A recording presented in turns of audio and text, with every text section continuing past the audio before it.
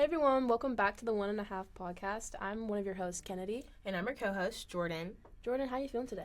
Feeling good, tired, hungry, but otherwise I'm still good. Yeah, there's a lot going on these next couple weeks. We got finals coming up, and it's getting pretty busy. Thanksgiving break. Yeah, Thanksgiving break. But I'm excited to be here with you. We can too. talk about all the things. So you know how every episode we listen to one of our viewers, and they have a few questions. So, do we have any questions today? We do. All right, go ahead. Okay, our question from our viewer reads, My grandma is a very religious person, but her religious views were greatly affected by the COVID epidemic. My bad, guys. I'm trying to find an example in history that relates to this. What do you guys think? Well, okay, that's a good question. Okay, actually something that was really similar to COVID was the Black Death. And basically the Black Death was this big disease in Western Europe, and it pretty much swept the entire country. Some symptoms of the Black Death include swelling, which is not similar to COVID, but it was actually swelling that was commonly in the groin, armpits, and neck, dark patches, and coughing up blood. So kind of similar to COVID, the Black Death actually took out millions of people though, and it actually swept from country to country, which kind of relates to COVID, which is what I think our viewers are looking for, but that's pretty much all I know about Black Death. So how did it affect people's religious views? Going back to what the viewer was asking. What religious views? I mean, this was something new, they didn't have technology like we do or social media, so, this was a first time thing, and it wasn't a cold or just a random cough. It was this big plague that was taking out people. So I think genuinely it just kind of scared people, and, they kind of looked to Christ to kind of figure out a way, but I feel with this certain disease, they were kind of okay, this is so uncertain to us, I feel it just kind of put them into panic, it scared them, and, they were really religious back then, so they were kind of just jumped to conclusion, back to back and stuff like that. Yeah, I know for sure it did cause a little bit of a resurgence in religion. You had people walking around flogging themselves and, just doing all these things to try to pay, maybe with themselves so that the disease could go away. So that was one way that religion was affected. But I would also say a lot of people turned away from God because they assumed they were going to die anyways. Really? Yeah. They assumed they were going to die anyways, and so they just kind of lived life and did what they want.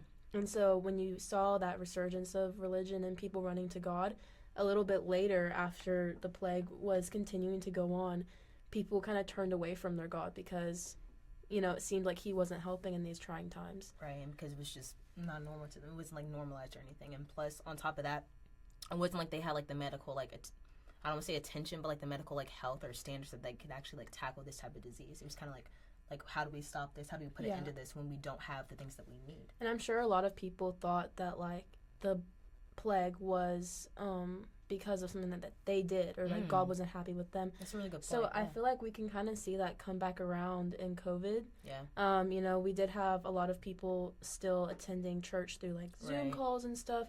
But I know, personally, my family kind of deconstructed their faith. So really? I can see how that would happen to your grandma if you're listening to this.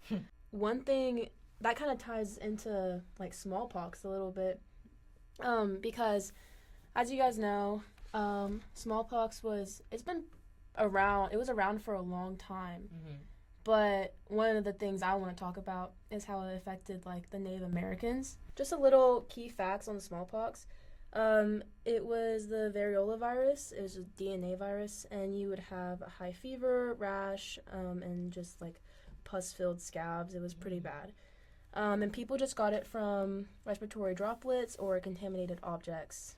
The fatality rate was about 30%, and once you got it once, you wouldn't get it again. But this was really crazy for the Native Americans when European settlers brought smallpox to America because they didn't have any immunity to it. So it was just similar to COVID, there wasn't, you couldn't really protect yourself from this. Yeah, it was very new. Yeah, that's how it was very similar to COVID because no one knew what was going on. Right. But yeah, these European settlers came over and they brought the smallpox with them. And what is kind of different with smallpox and COVID is that smallpox was used kind of as warfare to take down these Native American tribes. European settlers would give them blankets infested with smallpox, and it would wipe out entire villages. So what I wanted to say about religion was when these villages would get wiped out and they'd lose their leaders and they'd lose their women and their warriors, a lot of them felt like their gods were punishing them too. Right. And faith and stuff yeah, like that. so it was, that helped a lot with like the Spanish conquest, because the Spaniards came over trying to get the Native Americans to become Christians. So when their community started dying, it was easy for the Spaniards to get in their heads and be like, your god's not real. So you see a constant cycle of people losing their faith and then regaining it when you have these plagues going around. Right.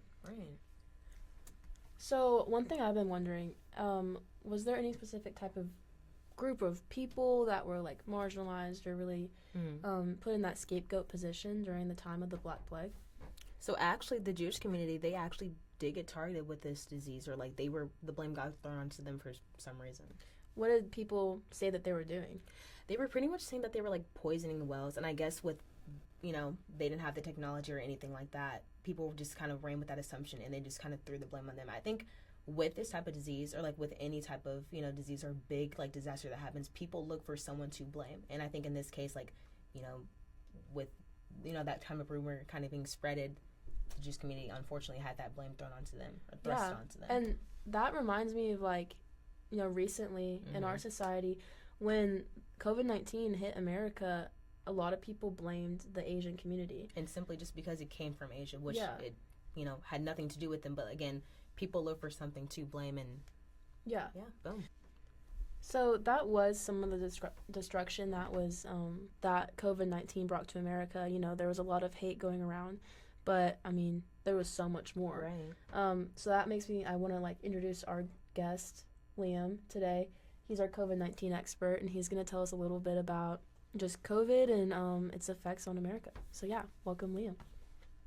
All right, so welcome, Liam. How are you feeling today?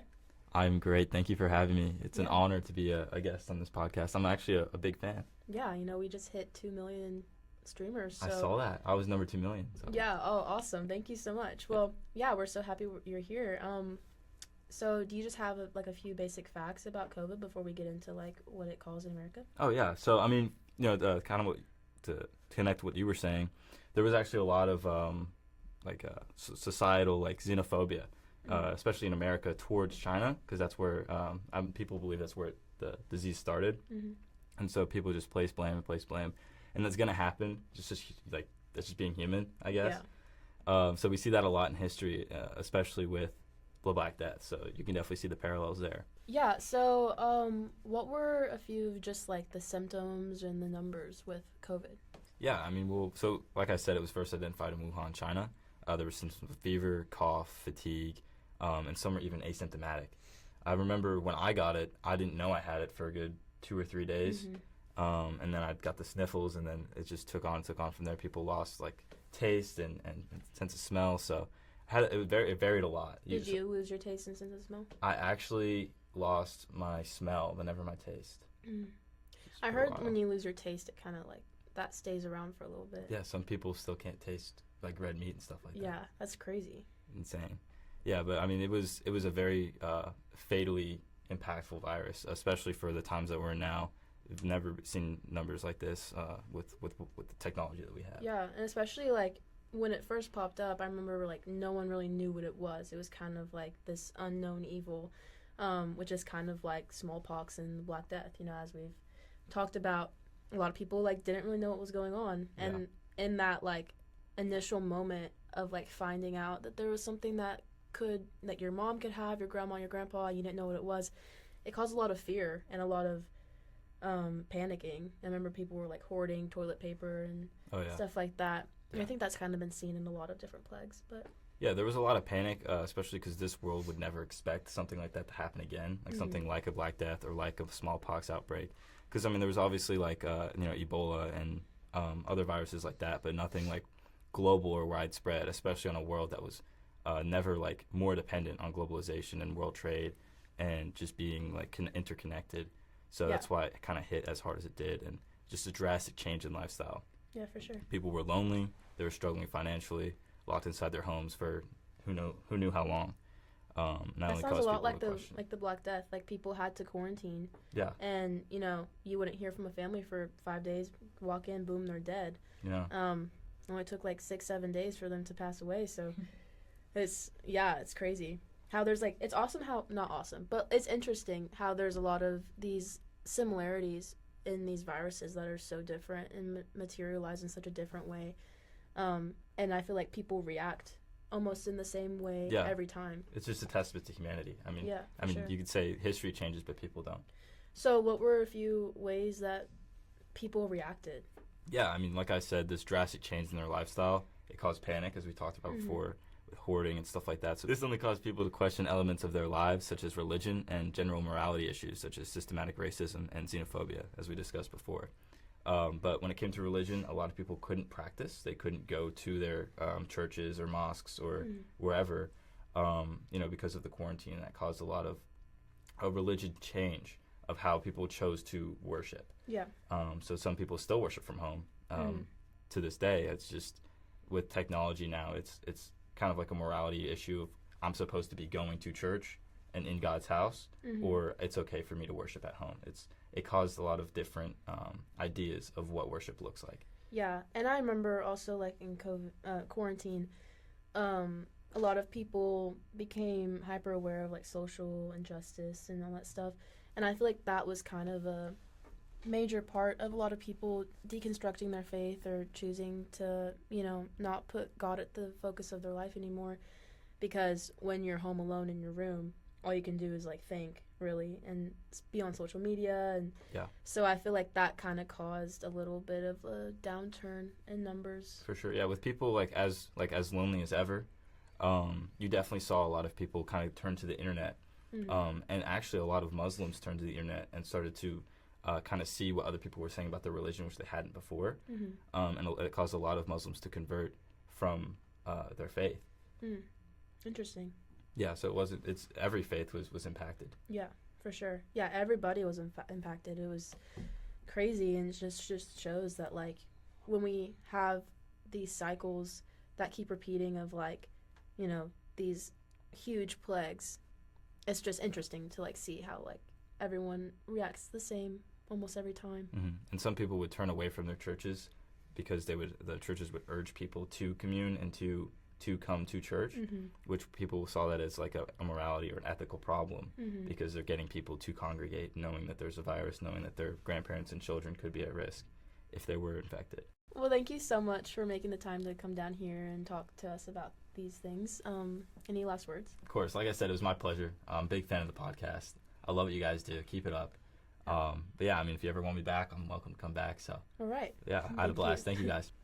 All right, that was really interesting. Jordan, did you find like any key points that you wanted to talk about a little bit more? Actually, yeah, and kind of just to go back to our viewer, like it's crazy how similar like these two events really were to COVID-19, smallpox, and Black Death. Like on the religious perspective, that people kind of turned away from their gods and kind of lost their faith. That's what people did with COVID, and to go back on like not a religious standpoint, but people like did isolate themselves with COVID. Same thing with these two different things, but I just find it so kind of not funny, but just kind of eerie how similar like these things did repeat, like history repeats itself. Yeah, and like how spaced out these different plagues were, and how people just still reacted the same at that. And also I think we've been on kind of like a sour note the entire time. Yeah. To bring it back to the happy light, like people really do persevere. People have always wanted to be in community, and people coming together. I think that was a big thing with all three was even though you were kind of isolated, or people felt isolated, they had their family, their friends to kind of turn to and look for help, or in a way panic together. Yeah. And we see this kind of culture of like people always wanting to, or like gravitating towards being in a group and sharing beliefs and ideas. And we can kind of see this shown in like trading between tribes, hunting in groups, and even deciding to go to the library and film a podcast with your friends. This can be a great sense of bonding and community, but it can also cause a lot of strains in society. People become afraid of what they don't know, and it leads to fighting and hate. So like we see how people come together and how people persevered, but then we also see how it leads to mass destruction and hate. Right. So I think it's just like a testament, you know, of like people always being the same. But I feel like with COVID, you know, since it's so recent and I feel like it affected so many people's lives in such a big way. Hopefully the next time that a major event happens like this, we can handle it in a way better way. Hopefully. Yeah, hopefully. But yeah, I think that's all we have for the podcast today. Do you have anything else you want to say? I have nothing else to say. All right. Well, thank you guys so much for tuning in to One and a Half Podcast. I'm one of your hosts, Kennedy. And I'm your co-host, Jordan. And yeah, bye. We're done.